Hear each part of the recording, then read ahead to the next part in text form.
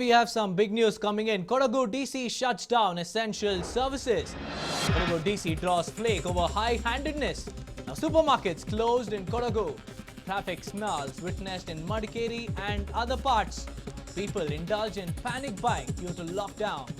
Now this is the big news that we are currently tracking. Kodagu DC shuts down essential services. Now, the Kodagu DC's move has drawn a lot of criticism from many over his high-handedness. Now, supermarkets have been closed in Kodagu. Traffic snarls were witnessed in Madikeri and several other parts in the district.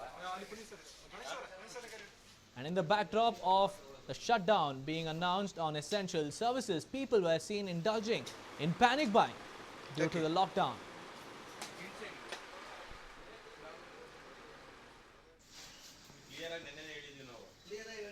For more details on this, I am being joined in by my colleague Adarsh from the newsroom. So Adarsh, now that essential services have been shut down by Kodagu DC, don't you think this is a move which draws a lot of criticism from the people, Adarsh, given the fact that essential services are very important? Oh yes, indeed, Deepak, at this point in time, at this very crucial juncture when we are talking about social distancing and really a lockdown across the country, you have a bizarre rule being set by the Kodagu DC in the region.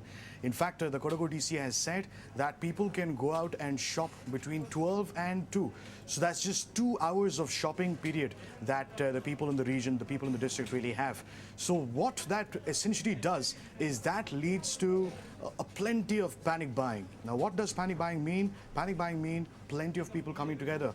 Now, what was tens to hundreds of people really indulging in shopping, indulging in buying their daily needs, their groceries, has now turned out to be hundreds to thousands of people because of this new bizarre window that has been set in the Kodagu region. It is only from 12 o'clock to 2 o'clock that people in the region are allowed to buy their daily needs, their groceries. So with that kind of a bizarre rule being set, weird rule being set, you have plenty of people really gathering together, and that again becomes a feast for COVID-19. The whole point of a lockdown was to ensure that people do not come together, but due to this very strange rule, you have a case where people are really panic buying and coming together, and none of them really are sporting any masks or say gloves, or maybe there seems to be no hygiene and there seems to be no rules and regulations that are being followed. You can look at the traffic that is being formed. It isn't usually like this on any other day, but because of this 12 to 2 window that has been set in the region, you see so many vehicles plying in the streets, and not just from the Kodagu region.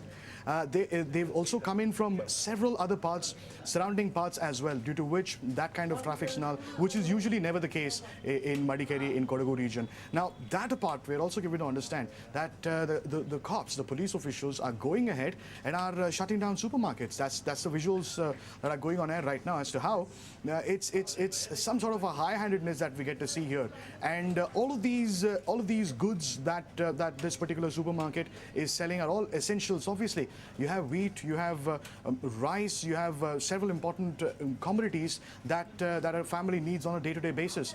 So why is it that supermarkets are being shut? You've had the Prime Minister himself, you've had the Commissioner of Police here in Bengaluru say that supermarkets will be open. In a city like Bengaluru, if there is a permission for the supermarkets to operate, why not in Kodagu?